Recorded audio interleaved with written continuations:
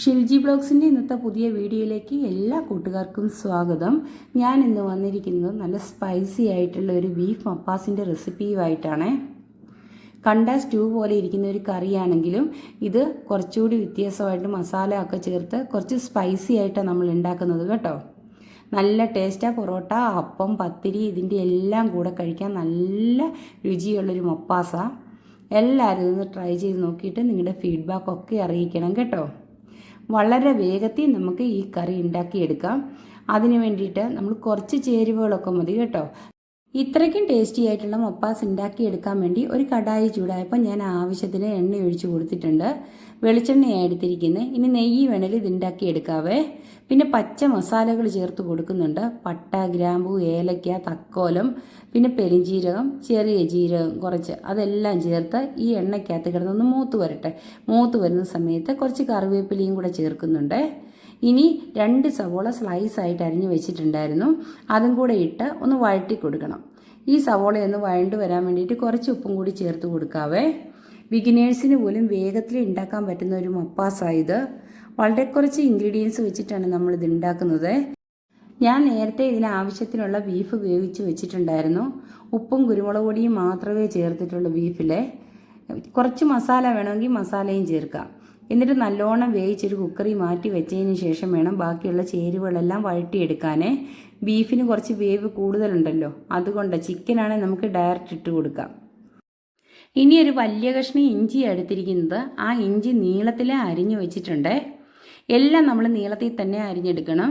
ഇനി ഞാൻ വെളുത്തുള്ളിയാണ്, അതൊരു 8-10 ചുള എടുത്തിട്ടുണ്ട്, അത് നീളത്തിൽ അരിഞ്ഞിരിക്കുന്നത്. പിന്നെ നമ്മൾ കുറച്ച് സ്പൈസി ആയിട്ടാണ് ഈ മപ്പാസ് ഉണ്ടാക്കുന്നത്, അതുകൊണ്ട് പച്ചമുളക് നല്ലോണം ചേർക്കുന്നുണ്ട്. നല്ല എരിയുള്ള പച്ചമുളക് തന്നെ എടുക്കണം കേട്ടോ. ഇനി ഇതൊന്ന് വഴണ്ട് വരട്ടെ. നല്ല ഇളക്കി കൊടുത്ത് മൂത്ത് വരട്ടെ സവോളയും പച്ചമുളകും എല്ലാം. പിന്നെ കുറച്ച് പൊടികൾ ചേർത്ത് കൊടുക്കുന്നുണ്ട്. ഞാൻ മുളക് പൊടിയൊന്നും ഇതിലേക്ക് ചേർക്കുന്നില്ല. മല്ലിപ്പൊടിയാണ് 2 ടേബിൾ സ്പൂൺ മല്ലിപ്പൊടിയും പിന്നെ കുറച്ച് കുരുമുളക് പൊടിയും. അതുകൂടാതെ ഞാൻ കുറച്ച് മസാലപ്പൊടിയും കൂടെ ചേർക്കുന്നുണ്ട് കേട്ടോ. ഇനി ഇതെല്ലാം കൂടി വഴറ്റിയെടുത്തിട്ടുണ്ട്. ഈ വഴണ്ടതിനകത്തോട്ട് ഉരുളക്കിഴങ്ങും അതുപോലെ ക്യാരറ്റും വേവിച്ച് വെച്ചിട്ടുണ്ട്, അതും കൂടി ഒന്ന് ഇട്ട് കൊടുത്ത് വഴട്ടാം. അതിൻ്റെ ഒന്ന് പച്ചമണം മാറിക്കിടുന്ന സമയത്ത് നമുക്ക് വേവിച്ച് വെച്ചിരിക്കുന്ന ബീഫും ചേർത്ത് കൊടുക്കാം. വളരെ ഈസി ആയിട്ട് ഉണ്ടാക്കാൻ പറ്റുന്ന ഒരു മപ്പാസാണ് കേട്ടോ ഇത്. ബീഫ് എത്രത്തോളം എടുത്തിട്ടുണ്ടോ അതിൻ്റെ അളവ് വെച്ചിട്ട് വേണം നമ്മൾ കിഴങ്ങും അതുപോലെ ക്യാരറ്റൊക്കെ എടുക്കാൻ. ക്യാരറ്റൊക്കെ ഒരെണ്ണം മതി. കിഴങ്ങിപ്പോൾ 1/2 കിലോ ബീഫ് ഉണ്ടെങ്കിൽ ഒരു 1/4 കിലോ കിഴങ്ങിലും വേണം കേട്ടോ. ഇനി ഞാൻ വേവിച്ച് വെച്ച ബീഫും കൂടി ഇട്ട് കൊടുക്കുന്നുണ്ട്. നേരത്തെ ഞാൻ പറഞ്ഞില്ല, അത് ഈ കുരുമുളകും മസാലയും ഉപ്പും മാത്രമേ ചേർത്തിട്ടുള്ളൂ. ഇനി ഇതെല്ലാം നന്നായിട്ട് എണ്ണയിൽ കിടന്നൊന്ന് വഴലട്ടെ. ആ സമയത്ത് ഞാൻ 2ാം പാൽ ചേർത്ത് കൊടുക്കുന്നുണ്ട്. ആദ്യത്തെ പാൽ നമ്മളെടുത്ത് മാറ്റി വെച്ചിട്ടുണ്ട് ലാസ്റ്റ് ചേർക്കാൻ വേണ്ടിയിട്ട്. ഇതിപ്പോൾ ചേർത്തിരിക്കുന്നത് 2ാം പാലാണ്. അത് നമുക്ക് എന്തോരം വെള്ളം വേണമോ അത് കണ്ട് വേണം ചേർക്കാൻ. കാരണം ഇത് വെന്ത് വരണം. ഇതിൽ കിടന്നെല്ലാം കൂടി നല്ല വെന്തുടഞ്ഞ് വരണം കേട്ടോ. എന്നാൽ മാത്രമേ ആ കറിക്ക് ടേസ്റ്റ് ഉണ്ടാവുള്ളൂ. ഇനിയിപ്പം നല്ലോണം നമുക്ക് ഇളക്കി കൊടുത്തതിന് ശേഷം ഉണ്ടല്ലോ ഒന്ന് അടച്ച് വെക്കാം. പിന്നെ ആവശ്യത്തിന് ഉപ്പും കൂടി ചേർത്ത് കൊടുക്കണേ. നേരത്തെ ഉപ്പ് പോരെങ്കിൽ കുറച്ചുകൂടി ഉപ്പിട്ട് കൊടുക്കണം. ഇനി ഒന്ന് ഈ കടായി അടച്ച് വെക്കാം. കുറച്ച് നേരം അവിടെ ഇരിക്കട്ടെ. ഒരു 20 മിനിറ്റ് ആ പാലിൽ കിടന്നൊന്ന് നല്ലോണം തിളച്ച് വരട്ടെ കേട്ടോ. ഇനി ഉപ്പും എരിവും ഒക്കെ ബാലൻസ് ചെയ്യാൻ വേണ്ടിയിട്ട് ഞാൻ ചേർത്ത് കൊടുക്കുന്ന 1 ടീസ്പൂൺ വിനെഗറാണ്. നമ്മൾ സ്റ്റൂ ഉണ്ടാക്കുന്ന സമയത്ത് ഈ വിനെഗർ ചേർക്കാറുണ്ട്. ഇപ്പം എല്ലാം നല്ല തിള വന്നിട്ടുണ്ട്. തിളച്ച് ഏകദേശം വറ്റി വരുന്ന ഈ പാകമാകുമ്പോഴത്തേക്ക് വേണം നമ്മൾ ആ ആദ്യത്തെ തലപ്പാൽ ചേർത്ത് കൊടുക്കാൻ.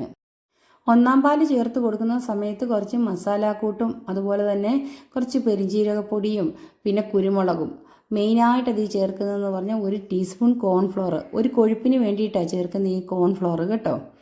അത് കഴിഞ്ഞിട്ട് കുറച്ച് പഞ്ചസാര, ഇത്രയും ചേർത്ത് ഇളക്കി വെച്ചാണ് ഞാനിപ്പം ഒഴിച്ചു കൊടുത്തിരിക്കുന്നത്.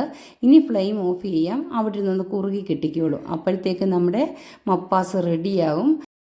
ഈ സമയത്ത് കുറച്ച് കറിവേപ്പിലയും കൂടെ ചേർത്ത് കൊടുക്കുന്നുണ്ട്. ഇനി ഒരു മെയിനായ താളിപ്പുണ്ട്. നമ്മുടെ കശുവണ്ടിയും മുന്തിരിയോ വേറൊന്നുമല്ല കേട്ടോ, അത് നെയ്ക്കകത്ത് നന്നായിട്ട് വറുത്ത് ചേർക്കുന്നുണ്ട്. ആദ്യം വേണേലും ഈ മപ്പാസിന് ചേർക്കാം, പക്ഷേ ലാസ്റ്റാണ് നല്ല ക്രിസ്പി ആയിട്ടിരിക്കാൻ വേണ്ടിയിട്ട് ആ സമയത്ത് ചേർക്കുന്നത്. ഇപ്പോൾ നമ്മുടെ ഫൈനായിട്ട് മപ്പാസ് കിട്ടിയിട്ടുണ്ട്. ഇനി അതിലേക്ക് വറുത്ത് വെച്ചിരിക്കുന്ന ചേരുവയും കൂടി ചേർത്തച്ചാൽ മാത്രം മതി കേട്ടോ. ഇനി അതും ചേർത്ത് ഒന്ന് ഇളക്കി കൊടുക്കാം. അതിനുശേഷം അടച്ചു വെക്കണം. ഒരു 5 മിനിറ്റ് അടച്ചു വെച്ചതിന് ശേഷം തുറന്ന് നോക്കുമ്പോൾ നമ്മുടെ കറി റെഡി ആയിട്ടുണ്ട്. എല്ലാ കൂട്ടുകാർക്കും എൻ്റെ വീഡിയോ ഇഷ്ടപ്പെട്ടാൽ എൻ്റെ ചാനൽ ആദ്യമായിട്ട് കാണുവാണെങ്കിൽ ഒന്ന് സബ്സ്ക്രൈബ് ചെയ്യാൻ മറക്കരുത് കേട്ടോ. ഇനി വെറൈറ്റിയായ വേറെ റെസിപ്പിയുമായിട്ട് ഞാൻ വരുന്നതായിരിക്കും. നെക്സ്റ്റ് വീഡിയോയിൽ കാണുന്നത് വരെ okay, bye bye. Thanks for watching.